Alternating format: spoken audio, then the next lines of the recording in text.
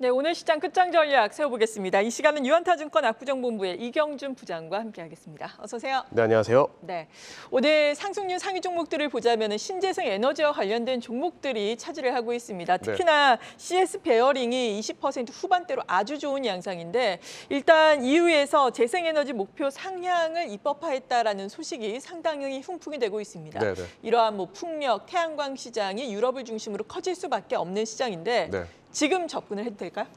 접근은 해야 되는 게 맞는 것 같습니다. 시장을 말씀을 드리면 최근까지 시장이 계속 조정이 있었다가 네. 지난주 금요일 정도부터 이제 바닥이 만들어지는 듯한 느낌이 나죠. 그래서 결국 시장이 처음에 바닥을 만들 때는 무조건 이제 많이 빠진 종목들이 기술적인 반등을 시도를 합니다. 보통 낙폭과대 반등이라고 얘기들을 하죠. 네. 근데 낙폭과대 반등이 하루 이틀 혹은 3일 정도 이루어지고 나면 그 다음에는 뭘 사야 될까 사실 고민이 되는 자리, 지금 같은 자리가 사실 그렇게 될 것 같아요. 그래서 가치주를 사시는 분도 있으실 거고 7월 실적 시즌 돌입하니까 실적주를 사시는 분들도 있으실 거고 성장주를 사려고 하니 미국도 그렇고 한국도 그렇고 순환이 너무 빠르게 도는 상황이죠. 맞아요. 바이오주도 올랐다가 지금은 또 조정을 받고 또 엊그제 같은 경우에도 메타버스나 콘텐츠 같은 업종들이 좋았었는데 또 조정을 받고 있죠. 그래서 순환에 대한 흐름이 성장주들도 전과 달라졌기 때문에 굉장히 빠르게 움직이는 모습이고요. 그러면 이제 투자자들의 관점에서 나는 성장주를 선택하고 싶다라고 했을 때 네. 선택할 수 있는 게 무엇이냐라고 했을 때는 지금은 대체 에너지 말고는 대안이 없는 것 같아요. 성장주 가운데서는 네. 일단은 왜냐하면 아까 말씀드린 메타버스라든지 바이오 업종들 그리고 다른 이제 업종들 같은 경우에는 이미 시세를 많이 줬었던 상황이고요. 또 악재들이 많이 존재합니다. 그런데 대체 에너지는 러시아 우크라이나 사태 이후에 에너지 자립에 대한 각국의 의지가 너무나 강하죠. 특히 청정 에너지와 더불어서 그러다 보니까 사실 전기차도 지금은 주가가 저점 대비해서 많이 올라 있는 상황이고 네. 이미 과거 지난 기간 동안 충분히 시세를 준 상황이다 보니까 새롭게 정책적인 수혜를 받을 수 있는 것들, 향후에 산업이 커질 수 있는 것들이 무엇인가라고 했을 때는 대체 에너지밖에 없는 것 같아요. 그래서 전일 같은 경우에도 미국 시장 보시면 태양광 관련 주들이 많이 올랐어요. 폴리실리콘도 3월 말 대비해서 약 20% 정도 상승이 됐었고 또 국내 같은 경우에는 원전에 대한 정부의 의지가 굉장히 강하죠. 네. 그리고 이제 풍력 같은 경우에는 유럽에서 많이 이제 푸시를 하고 있는 모습이기 때문에 결국 성장주의 이번 테마는 무엇이냐라고 생각할 때 개인적인 생각으로는 대체 에너지다라고 생각을 하고 있기 때문에요. 가장 기본적으로 태양광, 그다음에 원전, 이제 풍력 관련해서 종목들 편입을 하셔야 될 것 같고요. 단기적으로도 충분히 가져가셔야 되고 중장기적으로도 향후 에너지 자립 관련해서 정책 지원이 나올 수밖에 없습니다. 네. 그렇기 때문에 그나마 저희 개인적으로 그중에서 선택을 하자라 그러면 태양광 1순위가 아닐까 생각을 태양광, 해요. 네. 예. 이유는 가장 명확하게 에너지를 올릴 그러니까 취득할 수 있는 상황인 것 같고요. 아무래도 이제 수소라든지 해상 풍력 같은 경우에는 주변 환경들이 조금 어려운 부분들이 있고 그런 부분들 때문에 또 원전 같은 경우에는 글로벌한 트렌드라기보다는 국내의 좀 트렌드인 것 같습니다. 그래서 태양광을 기본으로 넣고 그 다음에 이제 원전 혹은 풍력 정도를 좀 같이 넣으셔야 될 것 같은데 태양광 관련해서는 아무래도 기본적으로 OCI나 현대에너지솔루션 같은 것들이 기본 종목이 될 것 같고요. 원전은 이제 오늘 관련된 ETF 설정한다라는 얘기들이 그렇죠. 있는데 예. 아무래도 시세는 큰 종목보다는 작은 종목들의 시세가 나다 보니까 이제 우진이라든지 이제 BHI 같은 종목들이 움직이는 것 같은데 결국 매매 측면으로 보자면 이런 종목들을 기본 수량을 가지고 가시면서 오르면 조금 줄이셨다가 또 오늘은 올랐으니까 오늘이나 내일 정도에 조금 줄이셨다가 다시 빠지면 계속 가져가셔야 되는데 결국 성장주세의 답은 개인적인 생각은 대체 에너지밖에 없다라는 생각이 듭니다. 네, 그렇군요. 성장주 내에서는 대체 에너지, 신재생 에너지, 태양광을 중심으로 가지고 가듯 탄력적인 대응이 필요하다라고 맞습니다. 말씀해 주셨습니다. 오늘도 사실 3거래일 연속 코스피 같은 경우에는 오르다 보니까 네. 상승 탄력이 상당히 둔화가 되잖아요. 네. 코스닥은 아예 지금 하락을 하고 있는 그렇죠. 상황인데 네. 이럴 때 정말 추가 매수 관점에서 저가 매수를 해야 할지 내 포트폴리오 조정을 해야 할지 어떤 종목들을 말씀하신 것처럼 성장주나 네. 혹은 낙폭과대주냐 이런 종목을 사야 할지 궁금하실 것 같은데 일단 밸류에이션 측면에서 보자면은 현재 PER 5년 평균치 아래로 내려간 경우가 기업들의 94%라고 하니까 밸류에이션 매력은 있단 말이죠. 어떤 그렇죠. 종목을 선정을 해볼까요? 사실 PR로 보게 되면 제가 3배짜리도 찾았었어요. 그런데 네. 결국 중요한 거는 이 PER 배수라는 건 네. 성장할 때는 사실은 높은 펄을 줘도 되죠. 3배, 4배, 5배, 6, 7, 8 올라가는 거는 사실은 성장하기 때문에 미래 현금을 끌어다가 쓰는 게 PER의 지표거든요. 그러니까 결국 이익 대비해서 주가가 낮은 표현인데 그 이익이 늘어난다는 가정에서 사실 유효한 지표고 그렇죠. PBR은 뭐 아무래도 이제 북밸류긴 한데 결국은 만약에 EPS를 기준으로 했을 때 그러니까 이익이 올해는 1,000만 원을 벌다가 내년에 500만 원을 번다라 그러면 사실 PER이 지금 높다는 게 의미가 없죠. 맞아요. 왜냐하면 다음에 이제 반토막이 날 거기 때문에 그래서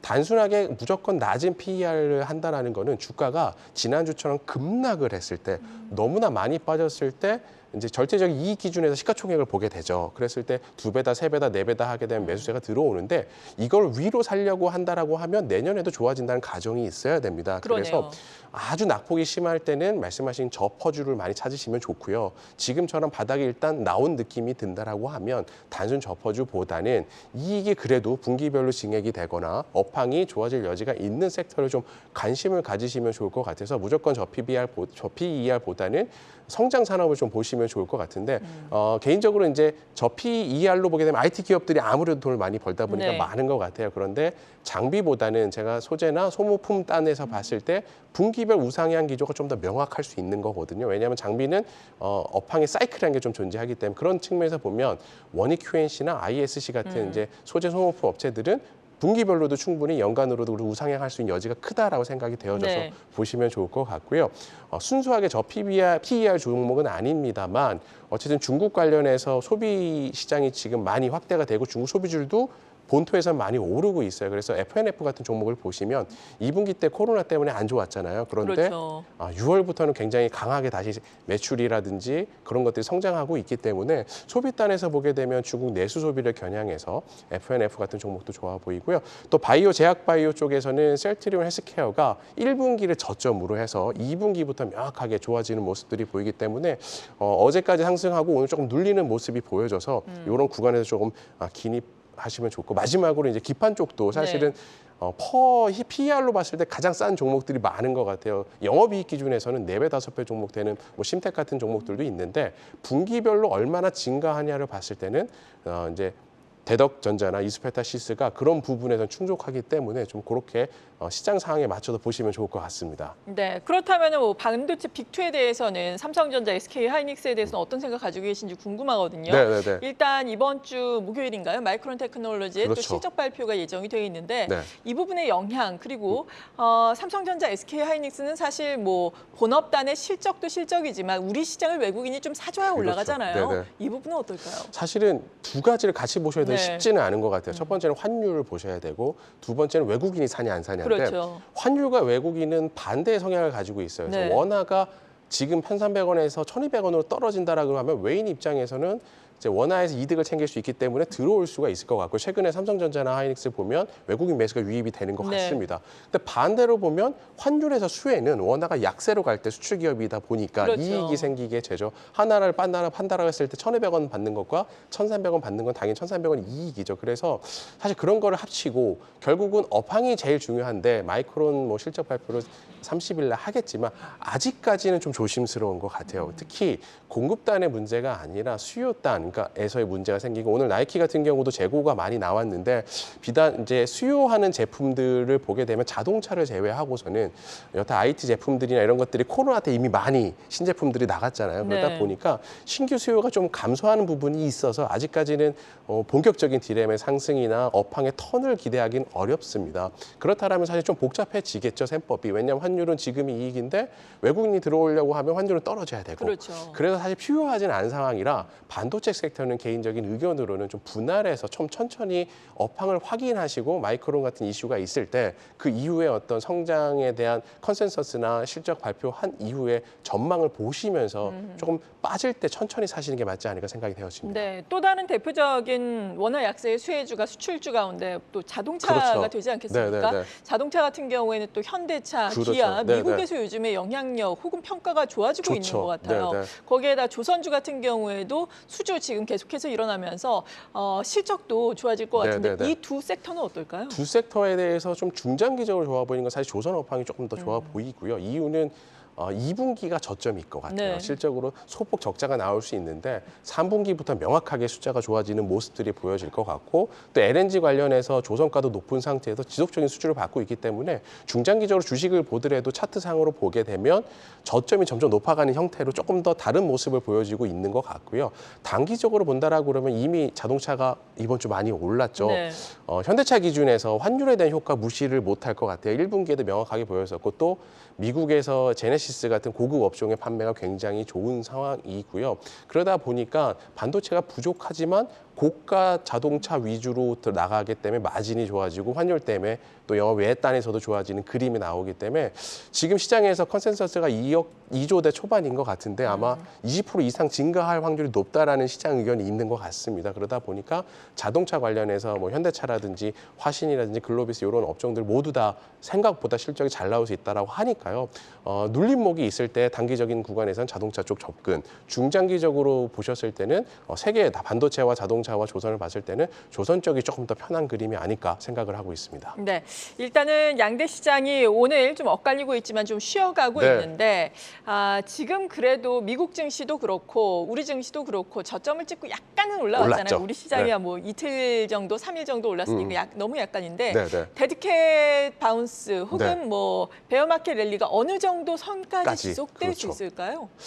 일단은 쉽게 표현을 하자면 우리가 몸을 신체를 표현하자면 머리서부터 발끝까지 빠졌는데 지금 정강이 뼈 정도를 지나고 있는 정도다. 그러니까 무릎도 안 온 상황이에요. 예. 그래서 그거를 저희가 조금 기술적인 표현으로 얘기를 하자면 피보나치 수열을 많이 쓰게 되는데 하락폭에 최대로 돌린 국가가 23.6%를 되돌렸어요. 그러니까 꽤나 많이 꽤 돌리긴 돌렸네요. 했죠. 다우지수만 그렇습니다. 근데 나머지 지수들은 그 정도조차도 못 돌린 상황이고요. 그렇죠. 21선을 돌파한 국가들도 단 한국도 한 군데도 물론 러시아랑 중국은 완전히 다른 형태의 네. 모습이고 이번에 납폭이 된 국가들이 기준으로 봤을 때 그렇습니다. 그렇다면 기준이 되는 주식들이 그 정도 높이라면 한국도 그 정도 높이까지는 기술적 반등이 가능할 수 있지 않을까. 특히 한국 같은 경우에는 지난 1개월에도 사실은 여러 가지 뭐 수급적인 악재 때문에 많이 빠졌었죠. 네. 그리고 이후에는 미국 시장이 빠져도 한국은 오히려 강한 모습이 보였는데 최근에는 조금 그런 모습들이 있는 것 같아요. 오늘 코스피도 플러스가 나오고 있고 이미 이제 기관들의 로스컷과